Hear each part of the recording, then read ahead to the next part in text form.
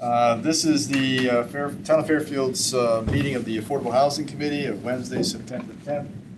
We're meeting in the first floor conference room at Sullivan Independence Hall, not our usual place of meeting, as well as via Zoom. It's now 7:04. We do have a quorum, so I'll turn things over to you.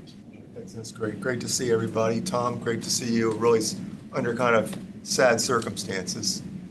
Tom's dad, at age 99, Yes. passed away. Oh, And Thank you. earlier than he otherwise would have been. Yeah. Good thinking about you, Tom, and your On the dad. bright side, they got him a cake, a chocolate cake in the ICU for his 99th birthday, and he ate it.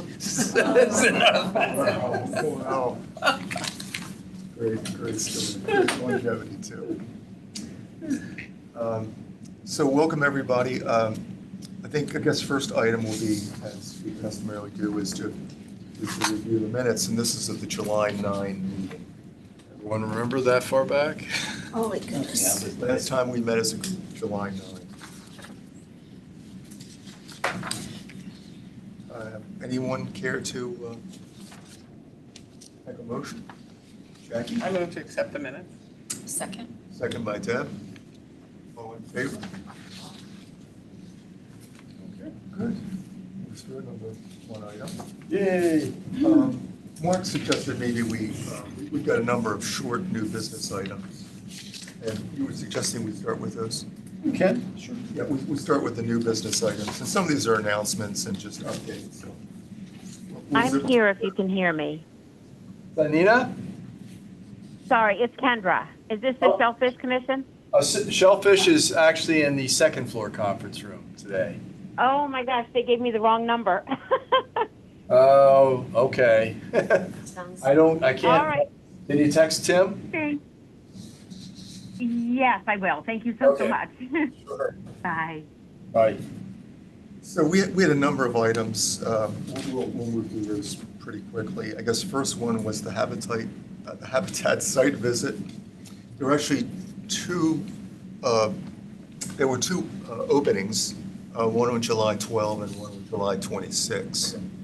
So covering 4 new homeowners at 244 Greenfield Street. And we had a delegation there on July 12, some of our folks. And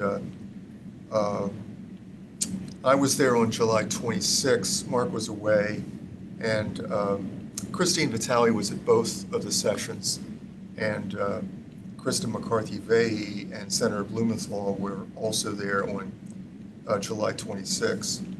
But I just thought it was really a wonderful experience being with the new homeowners, and Jackie and Deb, I know you both had a chance to see that in person, but Bob was there too, and it was just really heartwarming to see that how grateful they were and how excited they were about their new home, and. How nice the homes were, too. How about those closets, ladies? How about those closets? Everybody was. Don't want to show my wife those. All the ladies were raving about the closets, but they really were, they're very thoughtfully put together. And the fact that you've got a bedroom on the first floor, and it's designed to accommodate, multi-generations or families, whatever, just a great. All 4 have received their certificate of occupancy. That's good. And they're hoping to close within the next 30 days, probably mid-October. By mid-October. So while we were there, or after that, I guess, Jay Helmer, the development manager, invited us to make a site visit of the Habitat factory in Stratford. And he said we could really pretty much go anytime, but he suggested that, if possible, during the day, say 9 to 3:30, Tuesday through Friday would be ideal, because there's a lot of activity during those hours. So we know that's probably not going to work for everyone, but we figure we could at least get a delegation together. And so, what would it be great if we could all get a sense as to when those best times might be. And so maybe best if I could just, write to the group tomorrow and just ask if you'll let us know some. Maybe we could propose a few dates and times. Yeah, I don't know, first of all, maybe it'd be good to get a sense of who would be interested in touring the factory. Is everyone interested, or? This is where they put together. Yeah, they prefab some of the, Well, I'm in. yeah. So we'd go see the office, their office, their factory, their store. So, it can really kind of make the rounds. Okay, And, yeah, I'd like to try it. Okay, so the other thing is maybe you would just throw out like yeah, half a dozen dates and yeah, times. are there days of the week that we know would not work for a number? Tuesdays and Thursdays do not work for me, Okay. but if it works for everybody else, then Sure. Well, I'll just make a note in terms of dates that don't work for Thursday. So Tuesday, Thursday, not for Janice. not ideal. Any, Tom, do you have any dates? Wednesdays after 11, I go into New York, I'm in class in the afternoon. So Wednesday, up till about 11 o'clock is fine. Wednesday, after 11? No, but before 11. you Before said. Maybe 11. before works. But the Before 11. other days are okay? Yeah, other days are fine, yeah. Anyone else who might be interested and has certain days that are definitely don't work? Okay. Right, well, with that, I'll propose a few options, and then we'll keep it going. They're actually excited about us coming, so I think it's great for us to. Yeah, the only thing would be is if we have 4 members of the Affordable Housing Committee attending, I would need to notice that. Oh, It's not a problem. I just need to prepare a meeting notice and agenda, which will be tour Habitat Factory. Actually, what it is. But yeah, it's not a problem. We do site visits all the time, so it's. Just like we did for the orientation meeting. Good. It was a very brief agenda. Mark, have they started work on that additional parcel? 'Cause I'll get to that I on saw, my okay, report. sorry, okay. I No. saw some work, well, there was. Well, we took down the building. Okay, Down yeah. with the building. So, Jackie, maybe you can help us with the next 2 items, the transit-oriented. Yeah, did anyone attend the walk audit? I did, yeah, I've been was on there. it, yeah. It was good. It was, Emmeline was there, so she was great. And, she was attending. yeah, and, there was a good crowd. There was maybe 25. All from Fairfield, or? No, there was like somebody from West Cog and, some people, no, there were people from out of town. Okay. So I guess the interesting bits of information was in the condos right there on Black Rock train station, they had only 80% occupancy. And when they let people have dogs, they went to 100% right away. So that was kind of interesting. They also have a lot of excess indoor parking, which I found interesting. So they did too much parking, which I guess we're going to talk about at some point for that actual site. Stone Ridge? Stone Ridge? That big building where Esh is. Oh, trademark. Alto. Yeah, that that Alto? one, yeah. Okay, that's not con, those are not condos, that's why I was confused. Yeah, so they were sort of, talking about what they could do to take advantage of that and stuff. And then the other interesting thing was that the big, huge parking lot, there's a section of it that's concrete.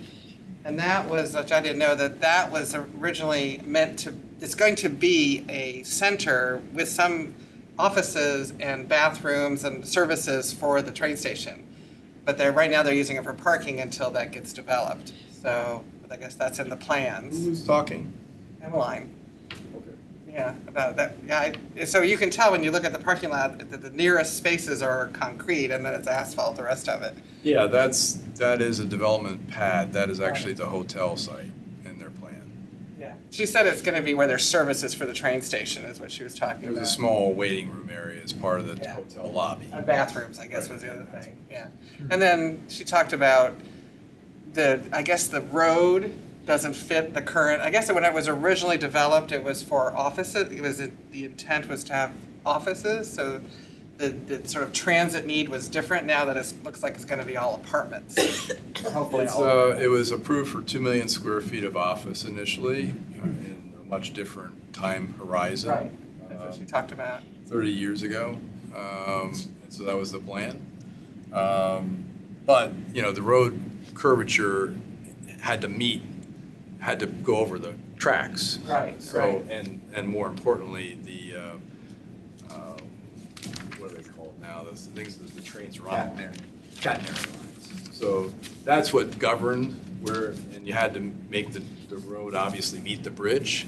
There's something about like access when you But- have more cars But parked. we have talked about, you know, changing the orientation. In fact, we had to modify the Esplanade already to provide for a access driveway to the new apartment that was built.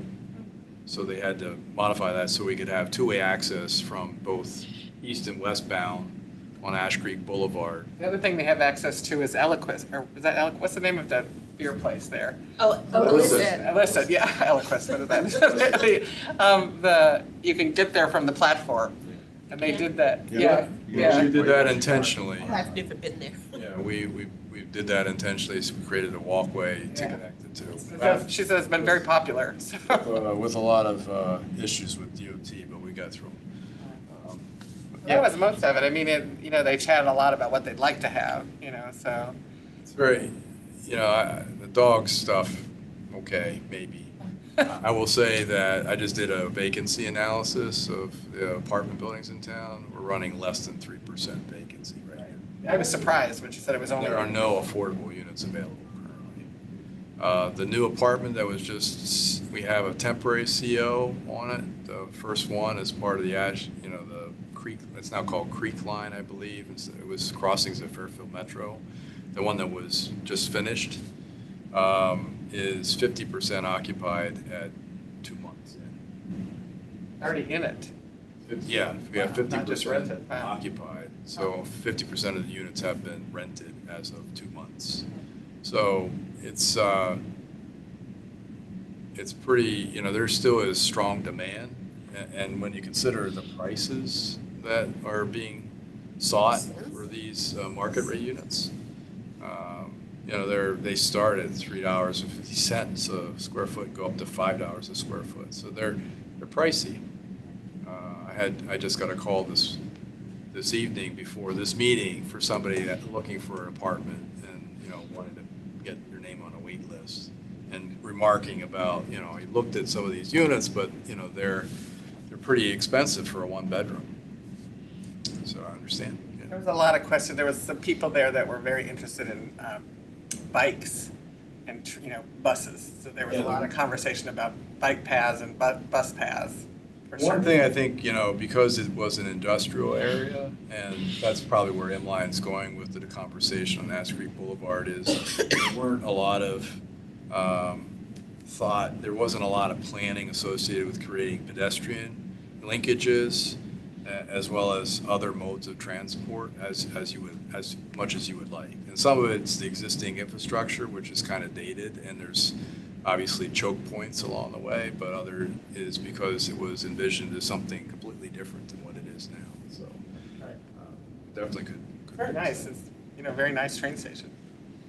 It is indeed. That's my station of choice.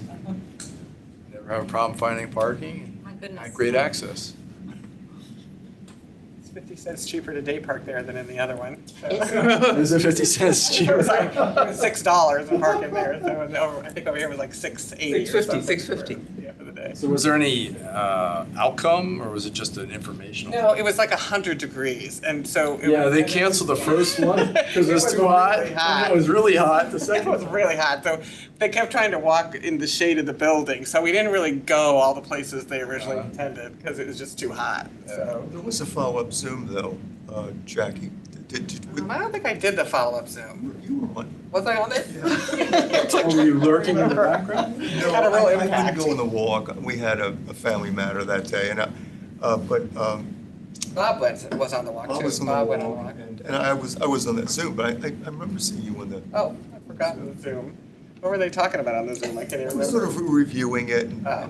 talking about, I don't remember it so well. Yeah. Yeah, there were, some people had some agendas, so. Yeah, I could So tell. it was, that got we sort of got distracted, I think, from development, talking about bike paths and bus routes and stuff, so. You had some zealots that were participating there, I think. The other thing about they intentionally overbuilt the parking to accommodate folks that want to commute. So they were trying to market to peers, but it was constructed in such a way that it could be converted at some later point to residential. The train station parking lot, is that what you're talking about? The parking lot for Alto. Alta. They were thinking along those lines that it could at some point be converted To residential. residential or additional space. Yeah, I guess there's conversations about that, that's what I got. But, you know, they're not, yeah. We still even, you know, they could reduce the parking even though they were granted some concessions, accommodations, because it is transit oriented, so they have fewer parking obligations or the requirements. I'm sure some people would be happy to pay to have their car in the shade in the hot summer, They yeah. do, yeah. So they were I think they're charging less than the actual lot. That's all, yeah. Oh, the fee? It's like a cheap, you know, lower cost version. So Yimby Town, do you want to tell us about Yimby Town? So I'm a member of Connect, which is Congregations Organized for New Connecticut, and where we have a housing committee, so there's 9 of us going to Yimby Town. So we sort of did a chart of the talks, and we're trying to cover a lot of the talks that are going on there. So we'll see. I mean, it looks great. It There's starts 9 Sunday? Sunday, Monday, Tuesday. Yeah. It's a all day Sunday, all day Monday, half day Tuesday. And there's a We've got some great speakers from oh yeah, all so over the country. 900 people are attending this. So I think this is only the second one. There was one in Austin, the last one I think was in Austin. But yeah, it's great attendance. They've gotten press because they uninvited Lamont from coming. But now I just saw something, they just put out a press release that said they've invited him to a couple different talks. So I guess they changed their mind, but Betty. Emmeline said she's expecting to be really packed. She said she's going to be taking the train right. from where she lives in Milford. Well, they actually sent out a thing that the big meeting, they're having a general meeting at first, is only holds 600. So they said get there early or you can't get in. They'll have an auxiliary room with a video, but. And they did cut off attendance. They didn't, I'm not sure why they let 300 more come. Maybe they don't expect everybody to show every day. I don't know. Much different scale, but I just found out and will be attending the Connecticut Association of Municipal Attorneys is having affordable housing I saw that. presentation on October 28th, so I will. Who's having it? You know, Emma? CAMA, Oh, Connecticut okay. Association of Municipal Attorneys. If you're interested, I can forward the invite. It came out through, I think, CCM as well, I believe, so.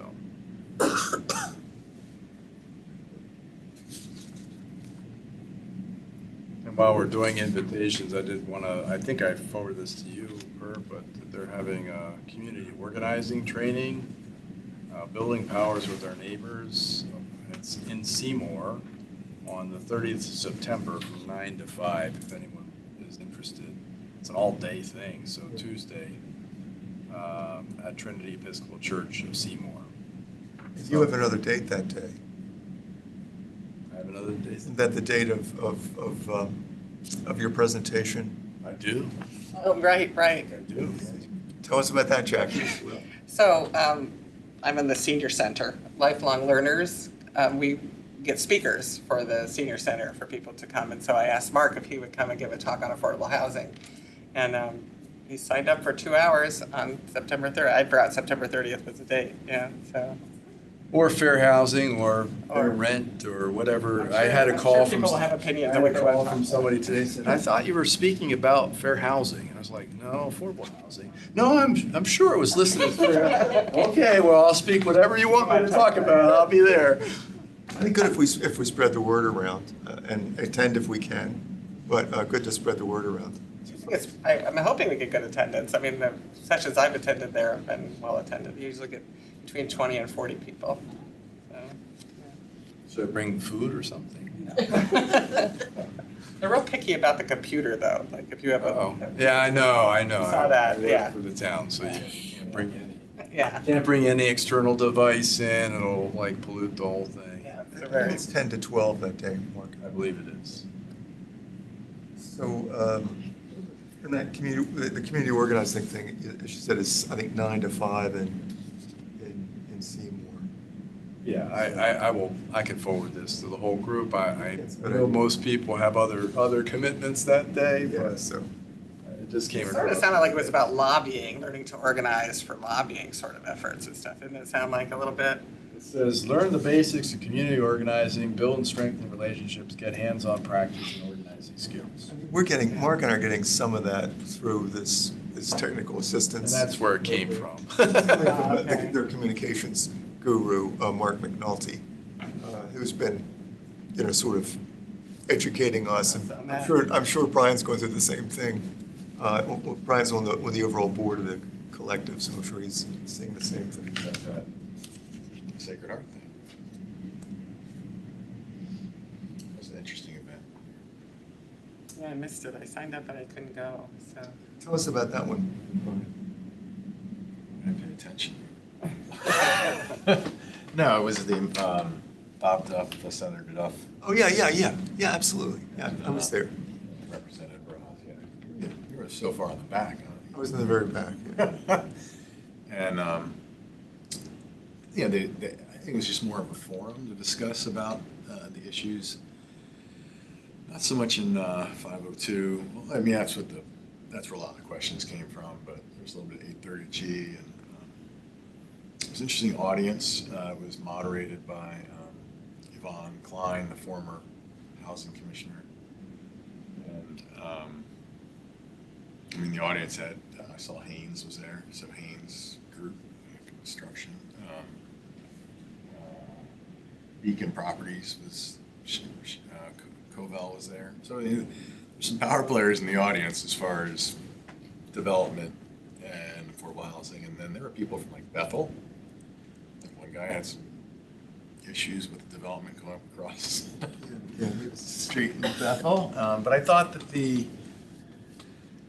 both Duff and Ross handled it well. I mean, they pointed out that 830G was never intended to be the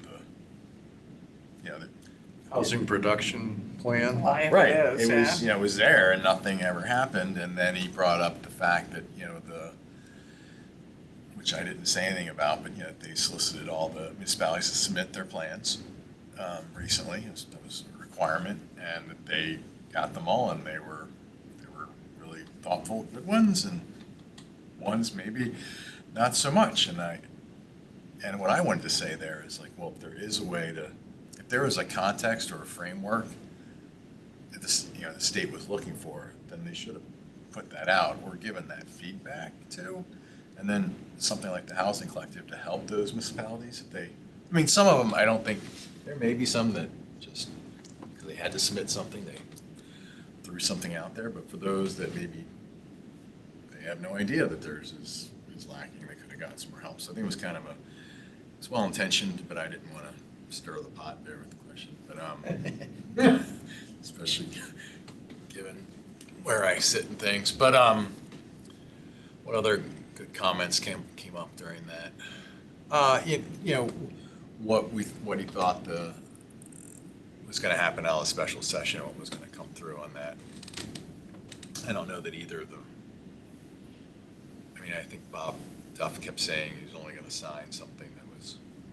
Yeah, His phrasing was, it was like only if it's something good. Or They seem to be really kind of dug in, that they weren't just they weren't looking to get half a loaf from what they were pursuing. I mean, they really wanted something really meaningful and not too far from what they thought they were going to get. And they were both, I mean, I was surprised that Duff was as adamant about that. I guess as a negotiating strategy, it would be good to signal that you're open to all kinds of flexibility right up front. Yeah, and the other thing that came up, because they tried to address some of the,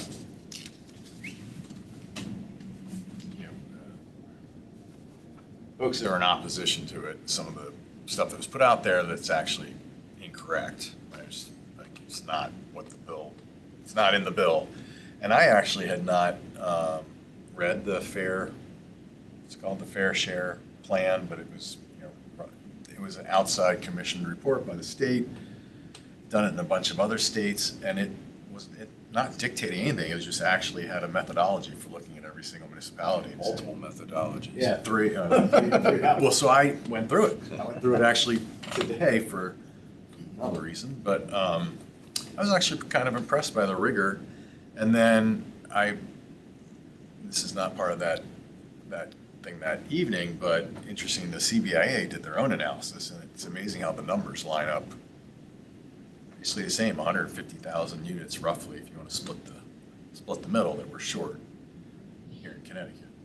So, and it's two different, right? Another organization that's, CBIA's got its own sort of angle on what it's looking for the state, but usually we have two different independent bodies taking a cut at something, they come up with roughly the same number. And I would say as long as it's over 100,000, that's just a giant number. And in the report, it also said that the number into 2024, the number of permits approved in 2024 was some ridiculously small number, like not even scratching the surface. Like I'm talking like 10,000 or less than 10,000 units. So I was looking at some of the national, that I pace. was looking at some of the national housing data, and we're not quite alone. It's like there's been a downturn in housing permit activity nationally within that time period, so.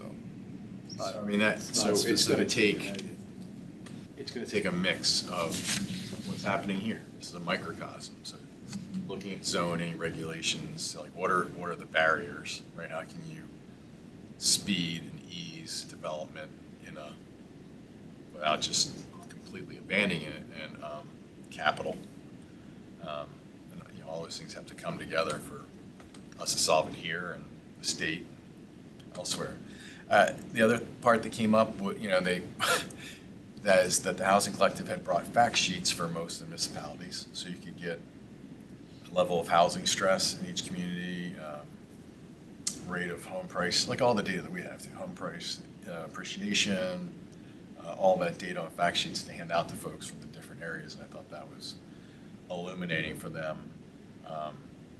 And also the level of housing stress across the state is, it's like over half the population is paying over 30% of their income on rent or home ownership, which is mind-boggling. So that, I think it was all good. It was interesting when they quoted the Bethel example, because I think they could qualify for the moratorium based on the numbers that they threw out there, because I know what our numbers are, and I go, but I don't know if they applied. I don't think they put it through. Bethel had in the past, I believe. Did they? Or so do they have a new threshold, new higher It one? says, Bethel, incomplete application filed 1/18/05, so they never filed subsequently. I don't know why. Well, sometimes, if maybe they want some of the development to occur or something. I just found that interesting, because I was sitting there doing the math going, hey, I think those numbers qualify you for a moratorium. I don't understand. And then they wouldn't have that 830G going. But anyway, I thought it was good. Sometimes it's a wake-up call when you get one of those developments, then you say, oh, maybe we should have. The one that they brought up, I actually went and saw, because I bike ride all over the place. And Bethel? Yeah. Well, I can see that might be painful for, I think I actually know which house, where he lives. Is it downtown? Yeah, it's towards, it's I don't know which one, yeah. It's like when you buy a place and you look at zoning, I don't know what else. I feel kind of bad, but I'm like, that's actually not a bad place to put a pretty decent multifamily unit. So, but in the meeting, since everybody in the audience didn't know, we're like, oh my God, this is a giant thing going right across from your house. But I'm like, oh, actually, look at where you live. So I don't even know what was the genesis of that, or what. There was no take. It was just sort of a meet and greet. It's an informational meeting, I think. Yeah, Yeah, meet and just greet the public. information meeting, I think, just public education. So, and I was glad that and also Steve was there. So you He were was there as well, yeah.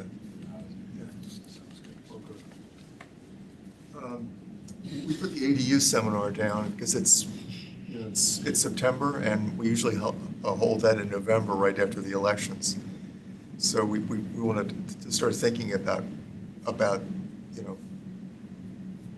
booking a place to have it again, which will be the 4th annual one that we'll have done. And I think what we've been doing, Mark, is we've been picking a Monday after the election and before Thanksgiving at the museum. It seems to work well. In an ADU? Buy an ADU? And does anybody have another suggestion in terms of how we schedule it? What are we talking about? What are we doing? The ADU seminar, the annual ADU seminar. Workshop, yeah, we do a Workshop. workshop. And what we do is we have we wind up having a realtor, we have a developer or an architect, and Emmeline, and then also an ADU owner. So we've had Phyllis Fitzpatrick the last 2 years, and we had Tom. I remember his well-known Fairfield family the first year, but the format seems like it's worked. And What about the senior center? They have that big cafeteria meeting, you could be in there. I mean, just because they may be some potential ADU people. Well, we usually have it, it's usually in the evening. yeah, they're open on Thursday evenings. I don't know whether they have that, whether they're going out that far, whether they have any plans for that timeframe. I think the one thing that we don't want to necessarily, there's certain people that don't go to the senior center because they don't want to be associated with the Being a term senior. And That's true. I won't get too direct about who falls in that category. Yeah, we can talk about where it is. Would you like me to check availability of particular venues for a date, or do we have panel? Who's gonna put the panel together? Is that you, or is Bob involved? I mean, I think at that point, Bob would have a little bit of freedom to participate. But I'll consult. Let me know how I can help out. Yeah, I'll consult with Bob. I'll be happy to take the lead on this. Okay. I'm And happy to help too. excellent, Tom. That'd be good. We'll plug, and maybe you and Bob Speaking and I of can talk. ADUs, is that an ADU on the Beach Road, the house, behind the house on Sunny Home? It's a little bitty house with facing Beach Road. Yeah, it's under You know where- construction or It's something. under construction, Yeah. and it's right behind the house I on. don't know, I'd have to look at it. It looks just like an ADU, but it's a little freestanding house, like a tiny house. Could be. Yeah, I didn't. How many do we have in town? Not How many? 250. Several hundred? 250, 275. And we were really picking up at a rate of application coming into Maybe one a month. one a month, but we'll get some data from Emmeline. And, but I think we could probably keep the same audio visuals and Yeah. brochures. The program hasn't changed, so Mark, if you can find a date that might work. Okay. And I'll talk with Bob and Tom, and we'll try to put some thoughts together. Okay. Brief everybody when we meet again in October. Early this year, when I was up in Massachusetts visiting my son, I visited Reframe Systems in Andover. They're the people who are building, getting efficient building. Robots were building the framing out houses in a factory. And they said, you know what, we've just got so much business in Massachusetts and now California that we just can't take our eye off the ball in Connecticut side. We may want to consider this developer that we had last time, because he's done a lot of work with ADUs. And I think Emmeline lined that up, so I'll reach out to Emmeline about that. And I'll work with Bob and Tom, we'll come up with some participants. Just age-friendly Fairfield. It's been delayed. It's the meeting with the Board of Selectmen has been delayed because of Bill Gerber's sat passing. And it's now on the agenda for September 17th. It's not a voting item, it's just basically, saying grace over it. It's going to happen. The plan's been written. It really looks pretty good. And I wanted to give everybody here a copy of the plan, but I was asked by Julie DeMarco to wait. So in a week or so, you'll get from me a copy of the plan.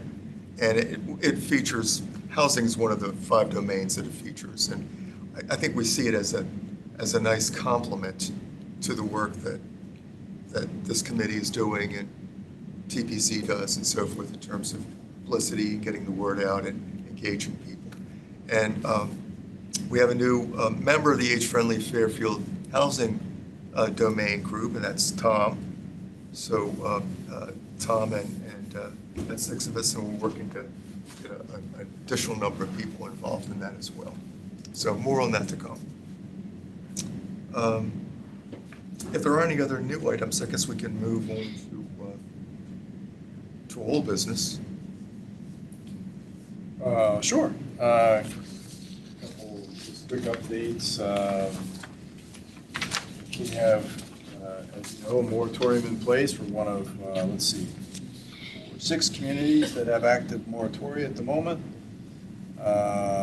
South Windsor is about to expire, so we'll be down to 5. Well, actually, it did expire, so we're at 5, including Fairfield. Ours will run through March 30th of 2029, unless otherwise extended beyond that. And we're working very diligently to line up enough points to do exactly that.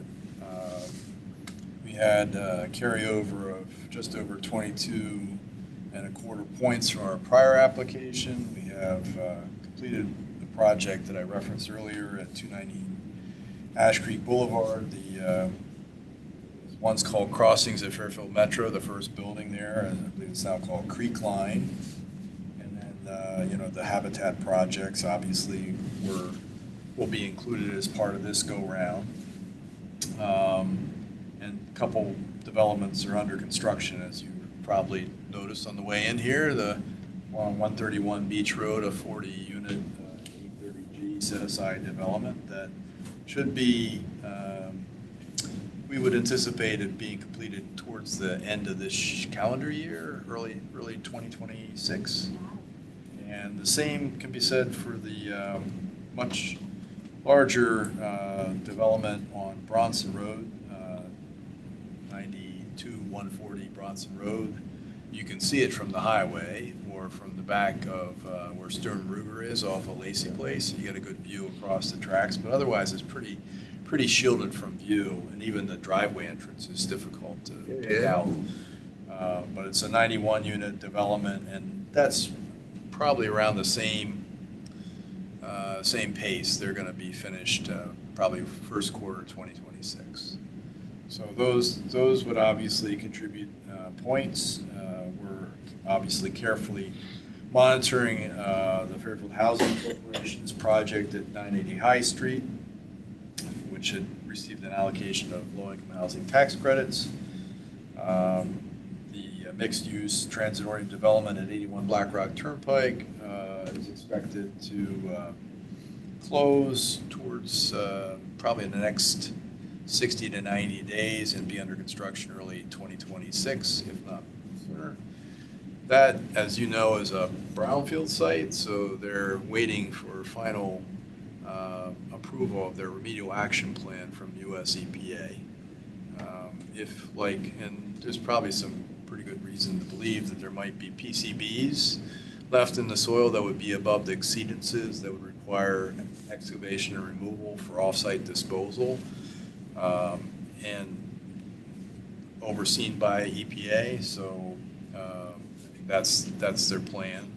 We found something very similar because this is all part of the old factory that was built there, Bullard's Foundry. So those developments are all likely to occur, and again, will contribute points, and then we just have a narrow gap that we need to fill. So the point that I made earlier, people talk about projects in the pipeline. Well, the pipeline's great. We have a lot of projects that have been approved. A number of those are under appeal, but as has been the case historically, a number of these projects never get built for whatever reason. So just in the pipeline, approved projects don't necessarily mean that they will actually be completed and occupied prior to 2029. So we need to really focus on what we're doing to get projects in the ground, completed, and CO'd before that date. Really, our time frame here is to get projects in the ground probably around 2027. That would be, so sometime next year, early the following year. If they're not started construction then, they're probably not going to help us come 2029, because it's usually, depending on the size of the project, at least a year, sometimes 18, 24 months to complete a project. So that's kind of our North Star at this point. We're focused intently on that. We're keeping careful track. I did put together and shared with Emmeline, planning staff. Jim Wendt had developed a PowerPoint presentation on all of the approved set-aside developments here in town with some photos, and I just added to that. It talks about total density, parking, children per unit, the taxes that are paid per unit. I think it makes for some illuminating reading. So I'm sure I'll probably cover some of that on the 30th, but maybe we can delve into that at a future meeting if anyone's interested. You can send a copy around to everyone. What I'll do is I'll post it to the website. It's probably a pretty large file. I'll post it and I'll share a link. Yeah. So I'm trying to update that once annually. So that's it for upcoming developments. There's a number of projects that are still in the pipeline. It's hard to tell. I keep reading the TPZ minutes, but they don't tell you too much about how far along, how optimistic they are on them. Like what's going on with the hotel? It's under appeal, yeah. And same with Marc Andre's development. So, these things probably will take a year plus to sort themselves out. So is TPZ slowing down, or are they still meeting every week? They're meeting, but you can see the light at the end of the tunnel now. They've got just a few more projects that were filed prior to the moratorium taking effect, but they've kind of gone through. I think they approved with conditions 105 Bureau and Congress Street, and I think that was, they were strategic because they have a little bit more say in terms of if they approve something with conditions, they have a little bit more say over that than just denying it outright. And I think they did deny without prejudice, so they didn't feel it was a complete application and come back for 108 Bureau. So there's just, I think, one or two other projects that are still pending. The Housing Trust Fund, let me give you that update. So for the month ending August 31st, we had a balance of $1.273, $1,273,279. We still had a small reserve for Parkview of $7,800, meaning our uncommitted balance currently is $1,265,479.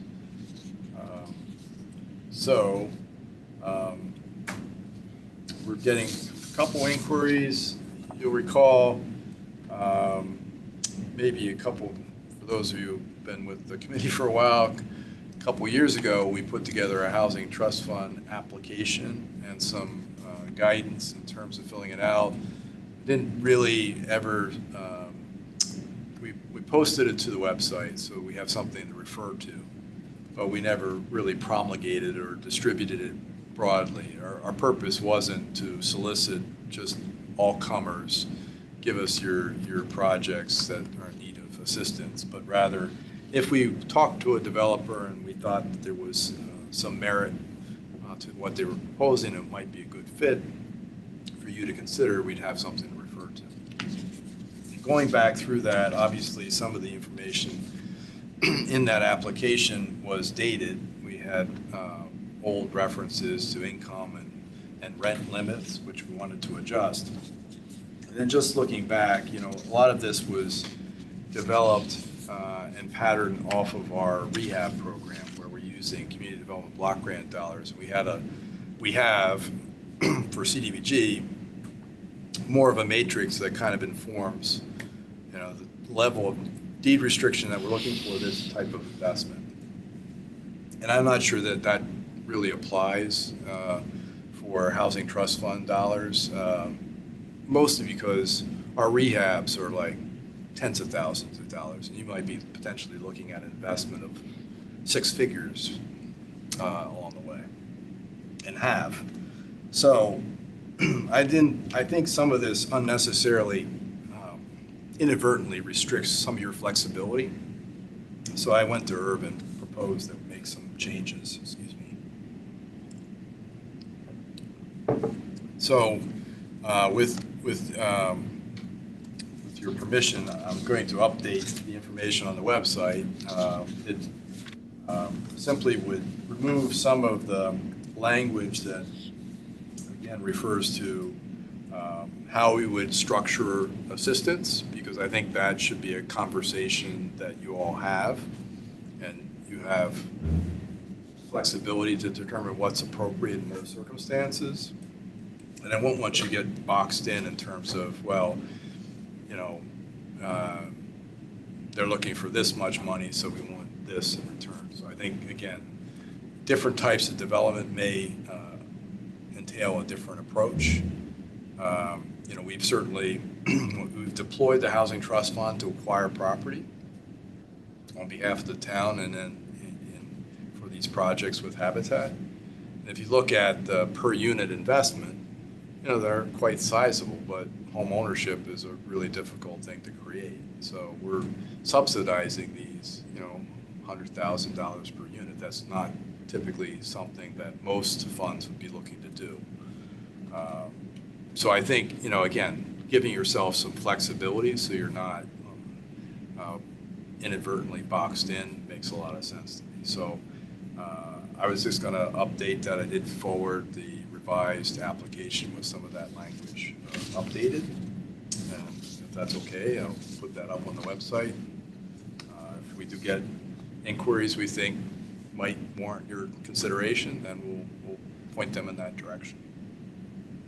Well, instead of spending money, does the town have land that it could put in, say, here's to develop it, here's the land free, you build it, and say that. Yeah, we've talked about that at our prior meetings. There are, the town does have property in its inventory. A lot of times you do have to do some research to determine the circumstances under which the town acquired the property, whether it was for a specific purpose, and then whether that could be potentially unwound in some way. But there are other parcels that we've talked about that do seem ripe for redevelopment. I know that we talked about the Mill Plain auxiliary parking lot on Mill Plain Road, which is not being used actively for parking purposes. Economic development is also looking at that site too, to determine what potentially could be done if the town chose to make it available for development. The town acquired the Giant Steps property and is using half of the parcel for, and the one usable building for the alternative high school program. But the other half, there's a proposal to demolish the dilapidated structure on the property, but the other half, there are no plans for. So to your point, yeah, I think there are opportunities to look at our inventory of town parcels and determine whether or not any of those would be suitable for housing development. In fact, that's how we, when I started, that was the first project I worked on, which was Greenfield Commons. It was that half-acre pocket park on Villa Avenue. The Parks and Rec Department said, it's an eyesore, it's a problem for us to maintain. What else can we do here with it? And Steve Grathwell was, I think, chair of the commission at the time and was passionate in advocating for senior housing. So we built 10 units of senior housing with Mutual Housing Association of Southwestern Connecticut. So Okay. good example. You don't always have to buy property. Yeah. And when we bought property, Greenfield, it was property that abuts town property that we could make better use of existing town assets. So I've seen this done very successfully in expensive. Switzerland has done this very successfully in towns like Zurich, etc. Land is frightfully expensive, but the city owns a chunk of land. The builder builds, and there's some way to share the cost or the profits, etc. And then it's rented out. It's an income stream for the town. It's reasonably priced because the cost of the land is never taken into account in the. It's a freebie. The rent's actually very reasonable in an otherwise very expensive town. that's exactly, yeah. The land costs are a significant impediment to affordable housing Yeah, development, yeah. so we're trying to take that out of the equation. Yeah. Parkview, we talked briefly about, we do have, actually, I guess we were talking about Greenfield, but Parkview, we did solicit proposals, bids to demolish the 2 units there, it's 385 and 409 Quincy, 2 of the 5 that we currently own. Both of those units are vacant. We have a development agreement and ground lease with Habitat to develop 2 duplexes on those properties. And we solicited bids to demo the existing structures. I believe the Board of Selectmen will consider that at their meeting coming up in another week. Hopefully we'll have that approval and we'll be under contract and we'll demolish those units sometime later this year. I'm thinking probably, October, November timeframe. In the meantime, we do need zoning approval for a coastal area management application. It is in the coastal zone. We got a letter from DEP on our application. They had some cautionary notes because we're modestly increasing the density there. We're going from a single family to a 2-family. Generally, this is the issue we've run into before where the state has 2 competing public policy goals. One is not to intensify use within a flood zone, and the second is the need for more affordable housing options.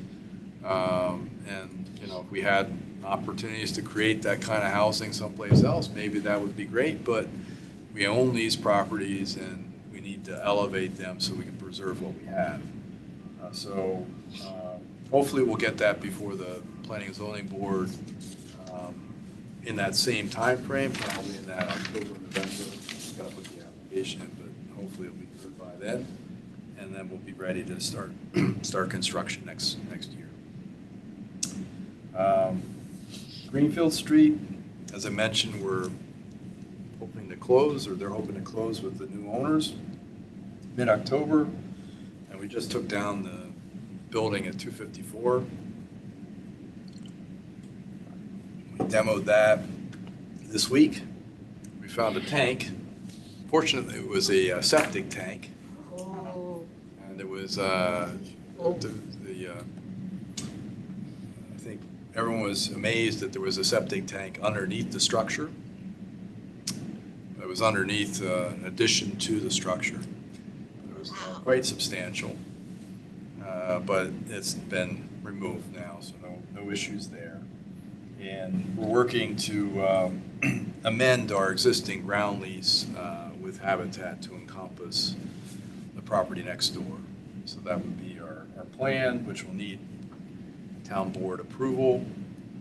And then the plan is, obviously we finished 244. We're pivoting now to Parkview, building those 2 duplexes. After that, then we'll come back to Greenfield 254, hopefully get approval to build units there, and then back to Parkview for the other 3 on the other side of the street. So we'll keep Habitat's Habitat busy for the next few years, for sure. What's their capacity? Are they building all over the state? Is this just? Well, this is coastal Fairfield, so they're building in this area, this region. They do have other projects in other towns. And, I would say that, the capacity is an issue because I don't know that they can go much faster than what they're doing here. Right now, most of the time I've spent waiting for them. So I'm getting as much done on this end, preparing the site for them. But, I think Kevin Moore from Habitat said it best. It's a wonderful project, but the most inefficient way to build a house. Because you have, many hands contributing, which is great. It's a old-fashioned barn raising type deal, but it's not the most efficient way to do anything. So. No business on 980 High Street. They have their low-income housing tax credit allocation. They did include in your packet some information from the Fairfield County Center for Housing Opportunity. They had done an analysis of missing middle housing initiatives in elsewhere that might apply, and so they prepared a report and then prepared a matrix which included different initiatives, different ways in which communities have gone about creating missing middle housing. And then they recently we met with Herb and I met with them via Zoom, and they talked through, along with Emmeline, their prioritization. So they were trying to give us a sense as to which ones they thought would have the most impact, and also the ones that would be easiest to implement. And as you can imagine, probably the ones that are most impactful are the hardest ones to implement. So I don't know that there's anything really out of the ordinary here that you haven't already heard before or seen elsewhere, but I did want to share that information with you. And I think we wanted to continue our conversations about that. There's some things that we're doing here, and I think we're going to get to it in a minute, under our affordable housing ideas that fall into this category, but maybe, some of the things that maybe are done elsewhere don't directly translate or apply here. It won't have most impact. I think we did say that we would meet with Emmeline and John in planning to try to see if we can build some consensus with them. So we'll this whole technical assistance project enables us to work together with them anyway, so. So I think that leaves the bulk of the conversation for, I put out, I think we were trying to use this meeting to better gauge where we are with regard to proposing some changes to our zoning regulations that might advance the goals of affordable housing or additional housing options. And I kind of summarized this and shared this with you previously. We could certainly go through that. The POCD, I think, you attended the public hearing yesterday, and there weren't a lot of comments. Would you say 5 or 6 people? Yeah, we had about five or so in person, and then there were about roughly that many online that spoke. Bob spoke. Jackie, I think you wrote comments. I wrote a comment, yeah. And Steve also wrote commentary, and so we had, I think we covered, affordable housing perspectives well. They're thinking about having an executive session on September 23rd, where they'll either approve, deny, push it down the road, table. So I think that they're leaving open public record until, I think, until Friday a week, so the 19th, I think. And with a plan to then meet on the 23rd among themselves, executive session. Open to the public, I'm sure, but not for public comment. So Emmeline reminded me, this is, I thought it was 5 years. She has a little longer than that, but we've been at this for a long time. Obviously, the pandemic interrupted some of our earlier efforts and our workshops. And we had a pause, but we've picked it up now. So it has been thoroughly discussed, reviewed, gone through several iterations. And assuming that planning and zoning does act on it either later this month or early next, the thought was, well, if they have an adopted POCD in place and hopefully have gone through all the applications, their workload is lightening up a little bit, maybe that then gives us an opportunity to then propose some changes to the zoning regulations that they could then take into consideration. So the idea was maybe we use this meeting to just talk briefly about some of the concepts we've discussed previously, get some sense as to how people feel about them. Following that, it would be my intent to meet with planning and zoning staff, Emmeline and John, just say, here's what we're thinking about, get their thoughts, and then I can come back help to the committee in October with some very specific, suggested language that we can take up October, November, and those that we think are worthwhile moving forward, then we can put it on, because there's a municipal election, a couple seats are open on planning and zoning. So by the time they get themselves fully situated, it'll be, December, January, and that would seem like it's a good timeline for us that we could, come up with some concepts, refine them, and then be ready to go and present to them sometime after the first of the year. So that's my time horizon. We've talked about a lot of different concepts over the years, and I tried to synthesize those in this one pager. Some of these actually have been implemented, so we can check them off. But if you'd like, just want to go through each one. Sure. Let's do that. Do you think the POCD is going to get accepted? How many more hoops does it have to go through? Well, they've completed all the required elements. They had a public hearing, but it's really it's at their discretion. So For the RTM or any of that, is No, it? no. Just TPZ has to Yep. approve. That's it. Oh. I say it has a reasonable chance of being approved before the election, but we'll just have to see. I mean, I think what the chairman has been trying to do is to get it done, because there'll be a new commission, after the election, and you have new members, and do we now need to educate these new members and see where these new members are on this 100-page document we've been working on for 5 years? So we'll see, but I would say there's probably a reasonable chance that it will be approved before the election, and that'd be a perfect segue to what Mark's talking about doing. So I'll just go down each one. Yeah.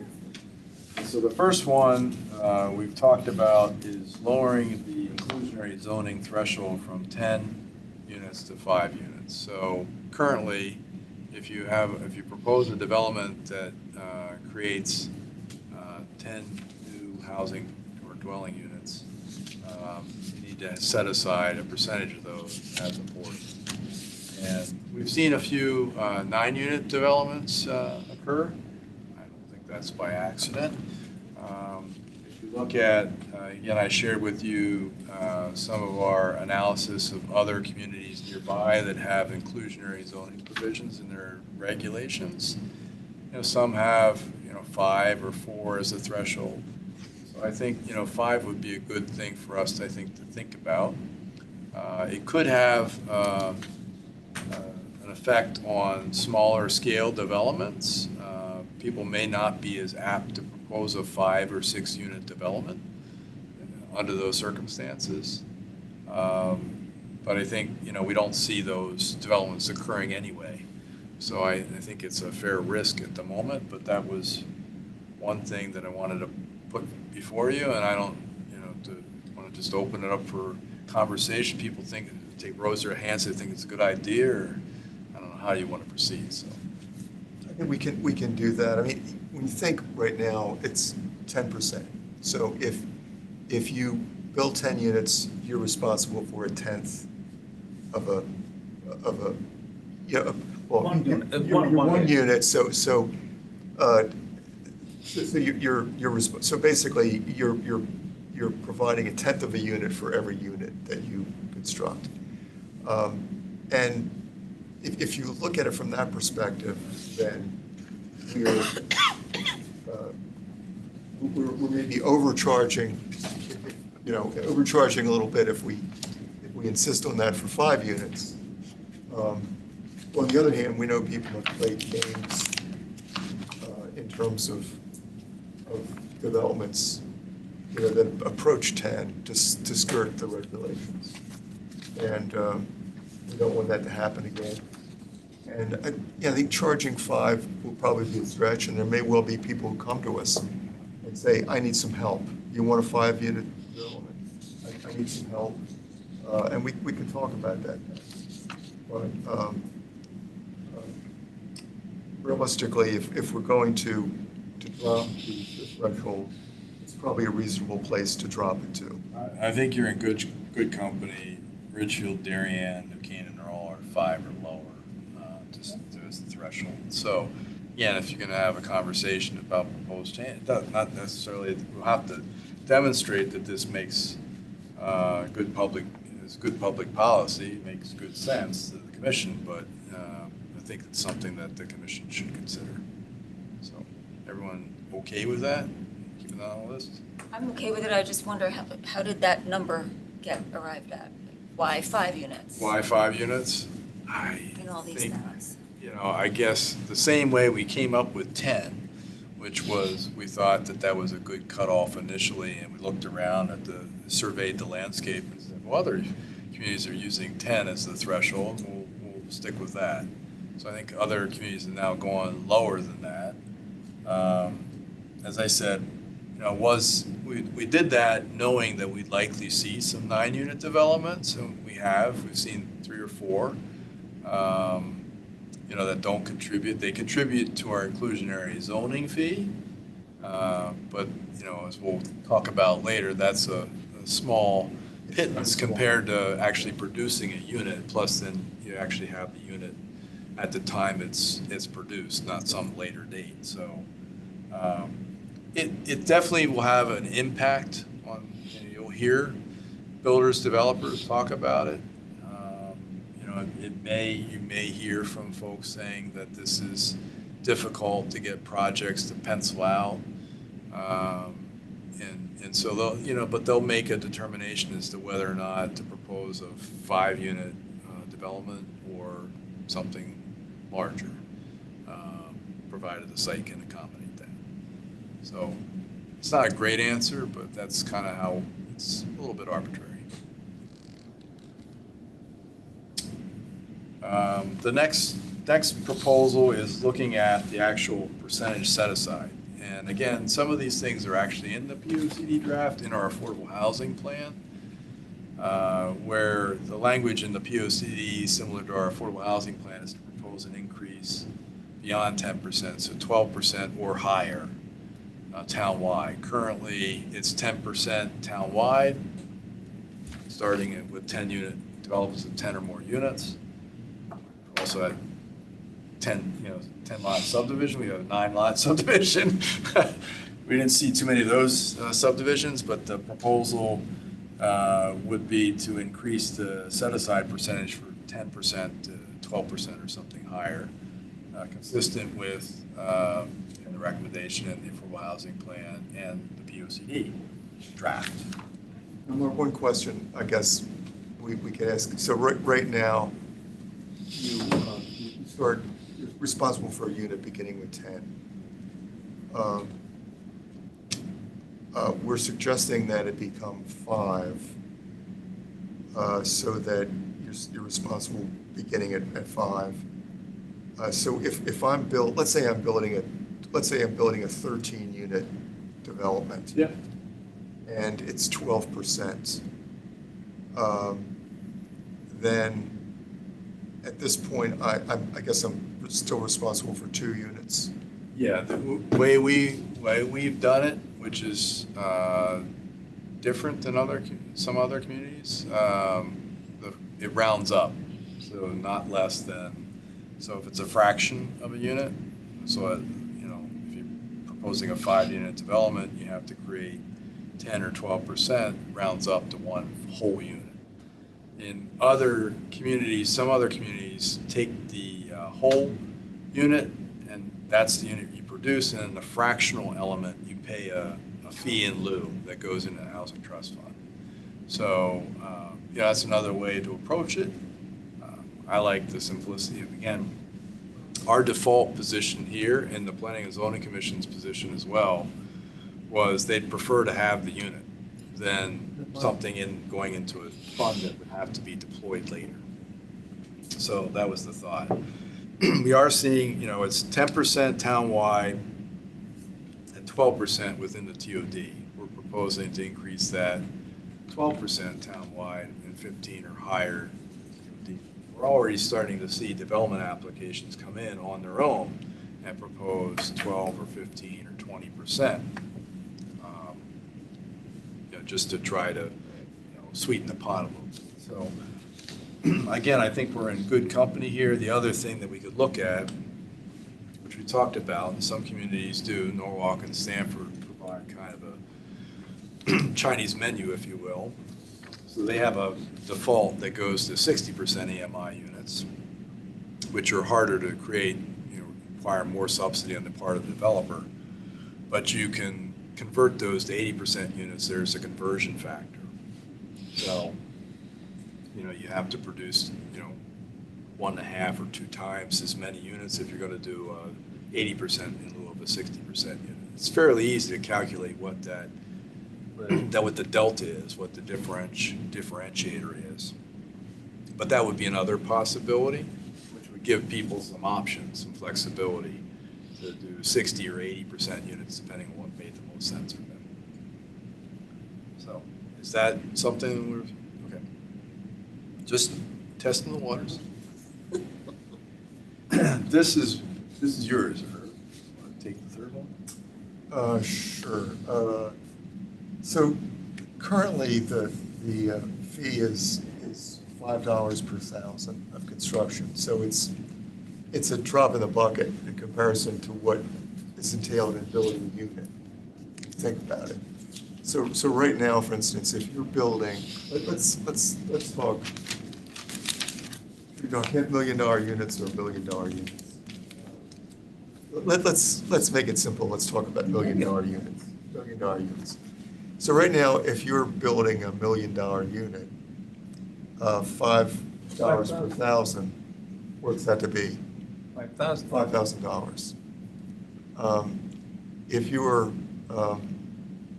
building a unit, realistically, the gap between the market price and the affordable price is going to be hundreds of thousands of dollars. So there's just no comparison. So I think we'd like to see that number being a lot higher. But there are other fees that we charge.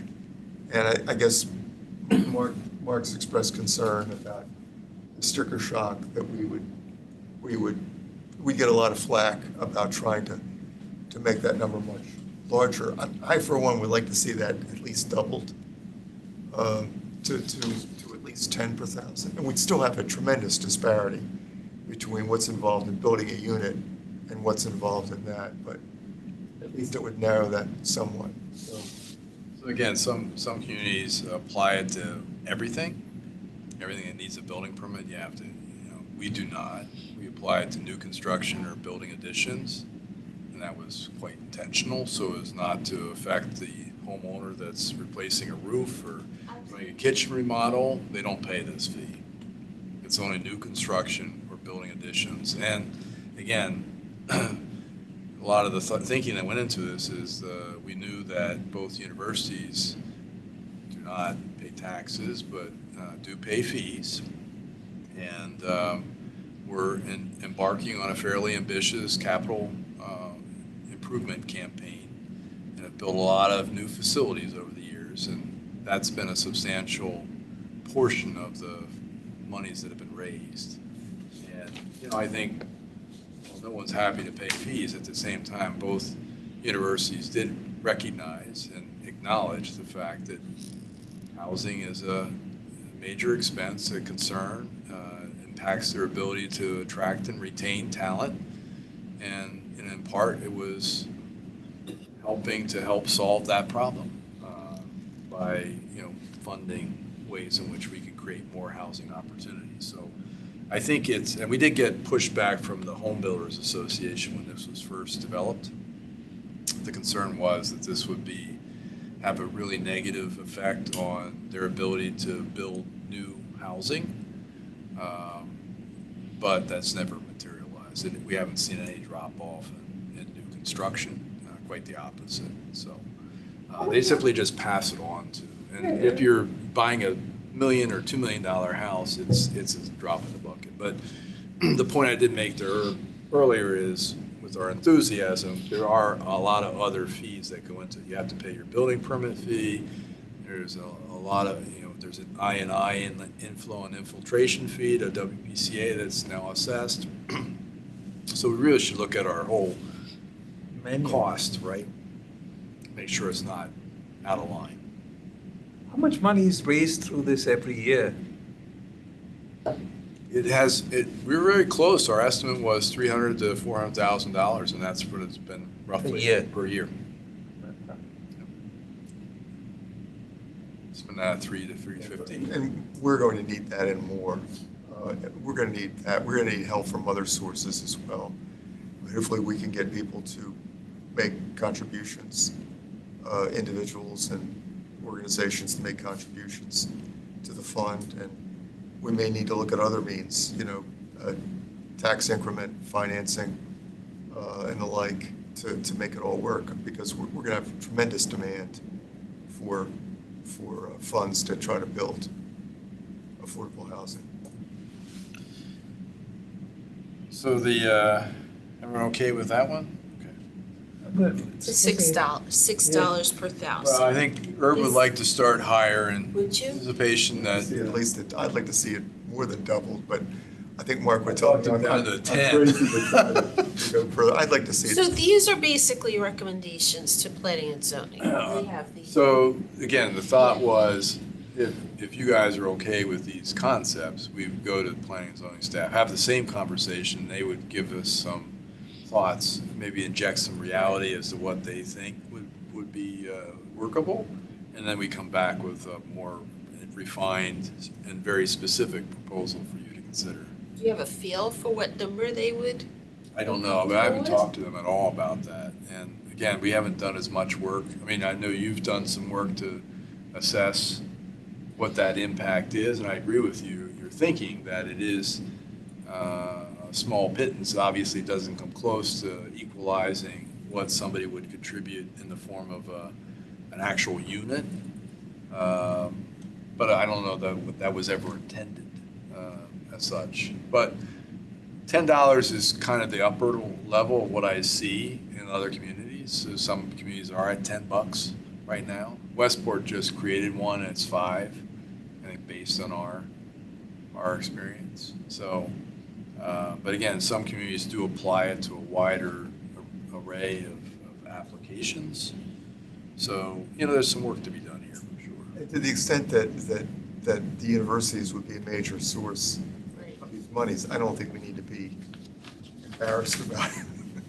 No, I don't know, and they've never raised it as an issue. I've gotten more concern from the individual, the homeowners association. So, but that, again, that has dissipated.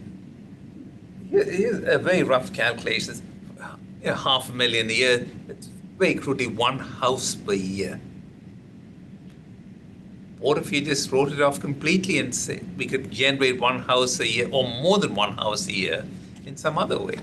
So make it 0, not 10. Well, I think the thought here is to capture those projects that don't otherwise contribute to our affordable housing inventory. The preference clearly is we want, and I think this is, I think this is, I speak on behalf of the Planning and Zoning Commission, their preference is as well to create the units within the development at the same time the other units are being developed. They want them scattered throughout town and built as part of a mixed income community. And they would much prefer that than people putting money into a fund. And I think that's been a discussion point here. But we know that there are some projects that aren't housing related, but do create housing demand. And so we wanted to make sure that we captured that in some way. Maybe make it 10, but only for non-tax paying entities. So it's easier. Well, I mean, the thing is, we're really giving you almost a complete free ride if you're not building a unit. I mean, right now, I mean, theoretically, we ought to be, if it's a unit for 10, we ought to be getting a half a unit. Yeah. Fees for somebody building 5, and that we could do a lot with that money. It's a lot more than 5 per thousand. Yeah. A lot more habitat houses. Yeah, But you can't create it so that it's I know. like ridiculous in terms no, of. They it's, can go to Norwalk and build it. yeah, it's not gonna work. Right, I mean. But I personally don't think we need to be embarrassed about Not doing embarrassed, but Well, again, to your, I think Steve's brought that point up before, maybe Brian as well, this is a discussion, so, at some point it gets, people make decisions, and if you have to start high and get to something in between, that's what you do. We did already establish a payment in lieu option for residential developments being offered for sale. That was something the Planning and Zoning Commission did adopt with our support. The next two deal with parking. This was Bob Ellwanger had done an analysis and looked at parking, not just for, initially my suggestion was look at those commercial plazas that are quite large, and we all know of them, and they seem over parked in the sense that there's more parking than anyone could possibly use, and in fact, Bob's analysis, when he did a utilization study, did determine there's quite a lot of parking there that never gets used. So there's excess supply.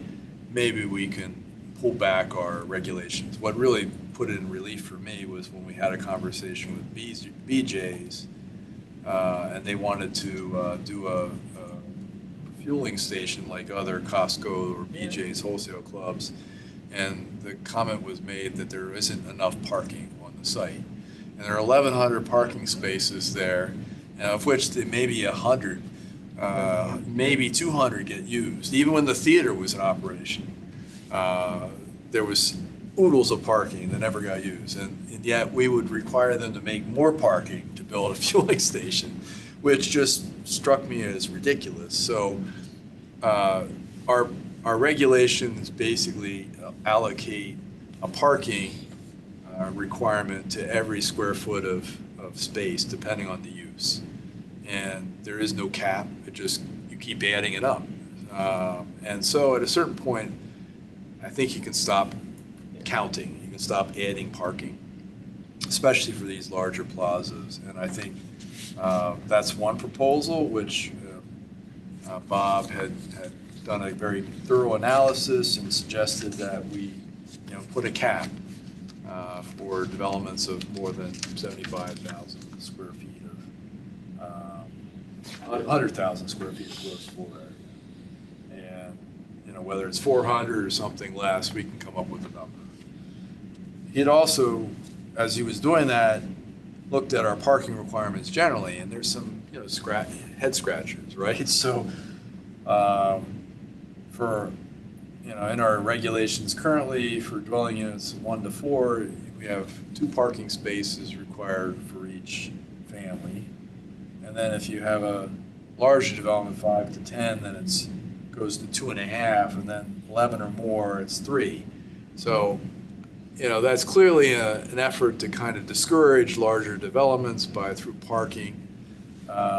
And Bob had proposed, and this is kind of the baseline.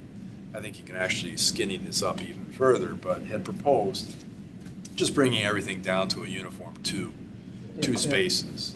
And that's in the POCD. It is in the POCD. So a lot of these things are consistent with the direction in which the town's heading. It's in the draft POCD. There also had been conversation in the POCD and with planning and zoning about equalizing parking requirements across different types of use categories. So the good example is if you have commercial space that's retail, but then you have a tenant that introduces a food service use, you have to provide more parking. Or if you go from office to medical office, that requires more parking.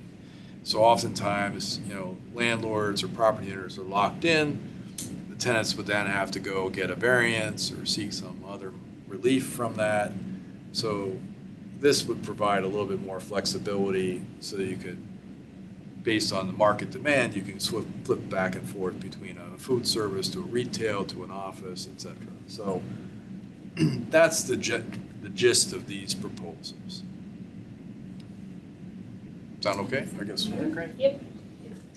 I think there is a proposal that had been approved to revise the DRD overlay to reestablish some of the prior density, which I think is that next proposal. So I think maybe our work it's under appeal, but I think our work is done here.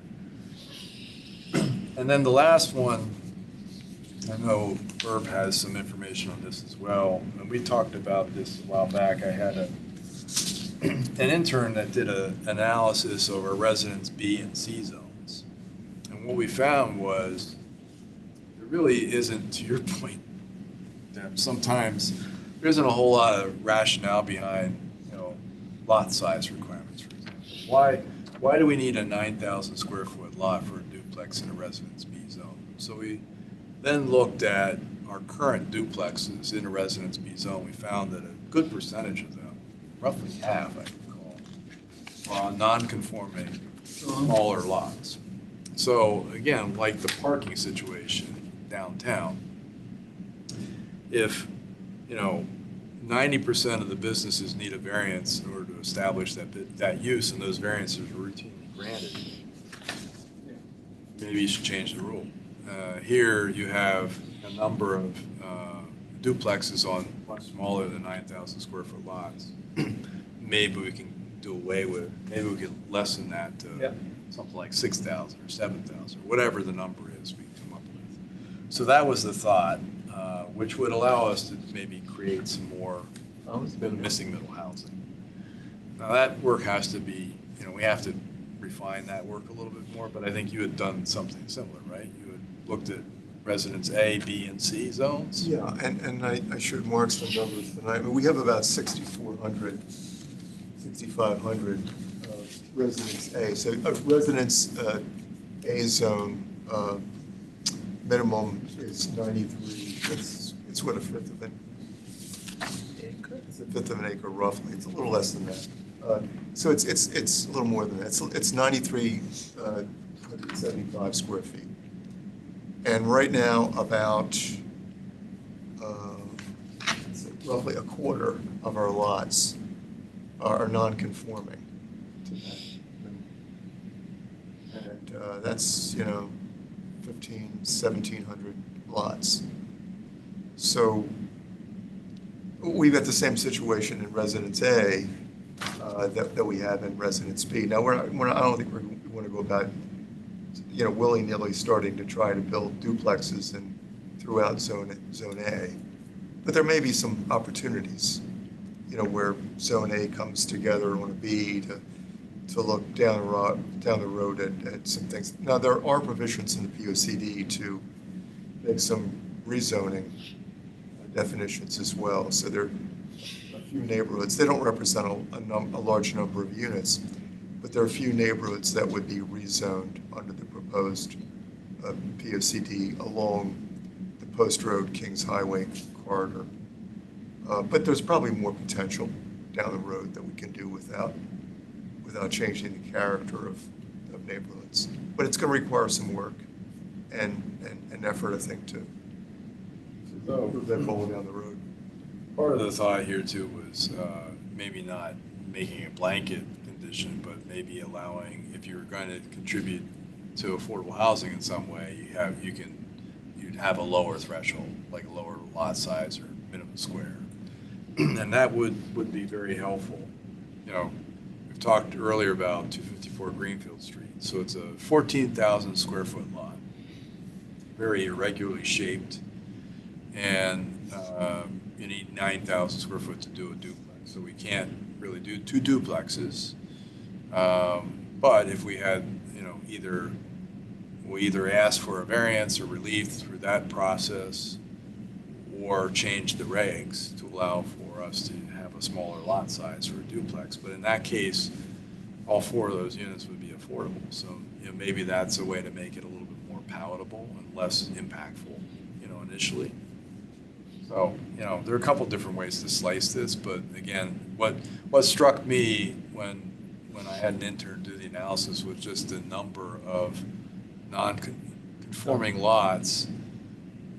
So it just jumped off the page at you. It's like, well, why are we doing 9,000 square feet if most of these duplexes are on something smaller than that? And people are not, it's not an issue for the They granted variances, is that how? They were probably built before zoning.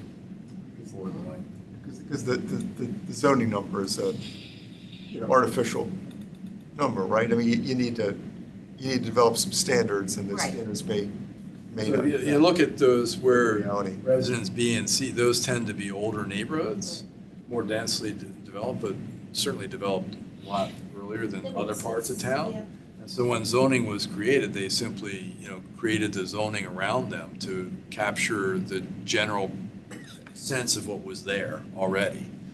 And it doesn't neatly apply, but, you know, I think the benefit of eliminating some of this nonconformity is it makes it easier for people that own those lots, you know, to get financing and insurance and all the other things. Because, you know, even though they're allowed, they're legal, you know, nonconformities can create some issues in terms of getting financing and everything else. And a lot of people, a lot of owners welcome, you know, the fact that they've got the option of building a duplex. Yeah. For a lot, because it makes that lot more valuable, because they've got that opportunity. We know we've encountered, so. Did anyone else have any other thoughts or suggestions, or is this pretty much, I thought this was a good list for us to work on. One ADU related suggestion. The state's regulation is you can build an ADU at 30% of whatever your housing area is. Ours is 40%, maximum, or minimum of 40% of 1,500. Take out the 40%, just make it 1,500. And you've got a much wider range of ADUs that could be built. Essentially, you've got two houses, you've got a duplex without being. You can have an ADU that's bigger than the Yeah, I know. primary house then, Tom. And they're automatically allowed, right? Yeah. It'd be very unlikely They to are. have something that was. Yes, so I think. Yes, but no. I think the thing, Not like to the see thinking, that. the thinking was that ADUs are accessory to the Yeah, primary yeah. dwelling unit, so they need to be less than half, right? So I think they just set a number that gave enough, you know, most units would be smaller than that. Yeah. And 1,500 is very generous, that's a huge ADU, but. 700. Yes. Yeah. 700. So- Well, it was 40, I think it's 40% or 1,500. You might think of the ADU as the new main house, and the old main house I think they want to keep the percentage because they want to make sure it is subordinate to the primary structure. Okay. But the other thing that has been talked about with ADUs, and it's been kicked around, but we allow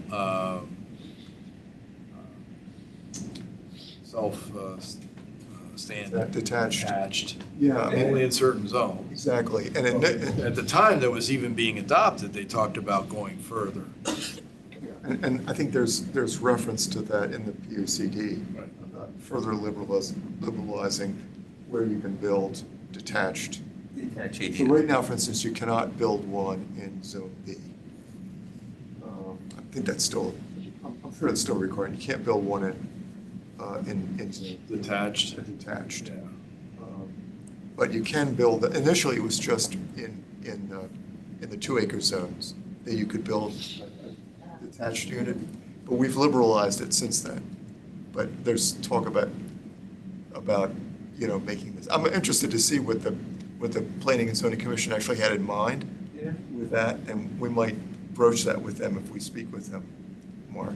It makes sense to do it even in the half-acre zones and up, very roughly. I think the only one they had a concern was, is in the beach area. which is immediately adjacent Yeah. to the they didn't want to, again, they didn't want to intensify use in that There were area. any ADUs there. They didn't want any use. That's the only zone that's precluded, which has come up, so that was their rationale, I think. But you could do it anywhere else now, even on a half-acre lot? Yes. Yeah. You could build Attached. a Attached. attached. But it's detached, you have to have a minimum of 2 acres? Detached, it was only with, I think, an acre and up zone. It's broader now than initially it was. Maybe, we have to check, but initially it was only the 2 acres. It's broader now. But there's talk about, I think, making it even But still, broader. Not a half acre, because that's very roughly 20,000 square feet. 2 houses, that's roughly 10,000 per house. It may even be a half acre now, Tom. We'd have to look and see what. I mean, actually, after we got it started, they were really the impetus to take it further. The Planning and Zoning Commission was really the. AAA, AA, and R3. What a triple-A, double-A? Freestanding accessory structure may be constructed. Tom's asking what R3 is. R3 is, it rezoned all this stuff. R3 is a minimum lot of 20,000 square feet. Half acre. Half acre.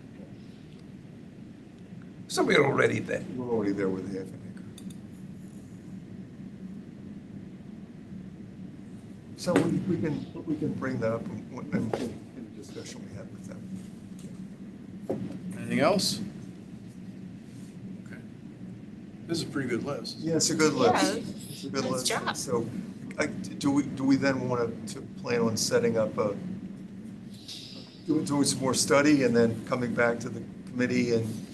I think, as I said, I think what I envision next, and whether I assume you'd like to join me, but we meet with Emmeline and John, planning and zoning staff, review this list, make sure, see if they have any thoughts, and then, or maybe specific, we can talk specific language, and then come back to the committee next month with a more thorough proposal and backup for it. That's what you said. We'll probably have to continue to work on the backup, the rationale behind it, so. And you guys can point out where we need to get more data to support our arguments here, so. Okay? I'm going to go back to that 40% of 1,500. You could make it, if the ADU was smaller than the house, you'd still make it 60, 70%. It would still, I think it's still viable without affecting the aesthetics of the. I don't know if it's aesthetics, I think they just have to be, it has to be less than 50% or 40. It's 40. I think it's 40 for us. It is 40. It is 40. Oh, okay. Then if it push it up to 50. Remember, there can only be 2 people in the ADU. So, Okay. I think it's really generous. I think most ADUs would probably be much smaller than that, and probably take up as much as 40%. I think that's very, I don't know that we have too many that we're not allowing or Okay. not permitting. I think it's probably more likely, again, I would think if we're gonna look at that, it's probably allowing more detached structures, smaller than a half acre. If the lot. Yeah, that's a good idea. They did have freestanding garages. Yep. Why not have a freestanding ADU? And freestanding also allows for the standardized design.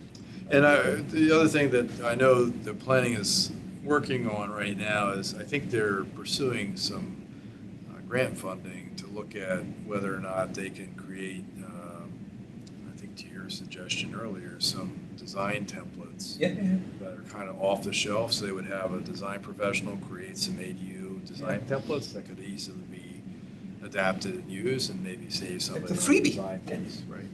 So we should ask that lady from Maine if she would talk with the ADU. What experience have they had? The freebies that they've had. Well, why don't we, maybe for starters, why don't we maybe tee up this for discussion with Emmeline in advance of the meeting in November? I know you wanted to talk about other speakers or something too, but, one thought I had, certainly if we were moving ahead with some of these proposals, we got to think of staff. Some of these are based on other communities, what they've done, and so maybe you want to reach out to either the planning professional or the affordable housing or zoning commission member that would want to attend or be willing to attend, even by Zoom, a meeting that we could then ask them, some follow-up questions. Now, we've had good interaction with planning folks down in Stanford and Norwalk, and we've talked to the affordable housing people in Westport. So, maybe it would be good to have some of those folks come to a meeting if they're willing and able, and spend 20 minutes and just share our experiences. You mean doing that like at one of our regular meetings, and maybe pick a topic or a topic or two. I think that would be good to continue doing that. How does Westport do relative to us? They're behind what we're doing, so they, as I said, they just created an inclusionary zoning Okay. provision, affordable housing trust fund, an inclusionary zoning fee. And it's, modeled Okay. after the work that we've done. In fact, they used ours and Duquesne and Darien-Ann's as examples of what they were trying to do. So it was just approved. But it's all good. For sure. Anything else for tonight? I think we can probably move toward adjournment. I was waiting. First, yes, second. Thanks, everyone. I think we'll have an interesting meeting in October then.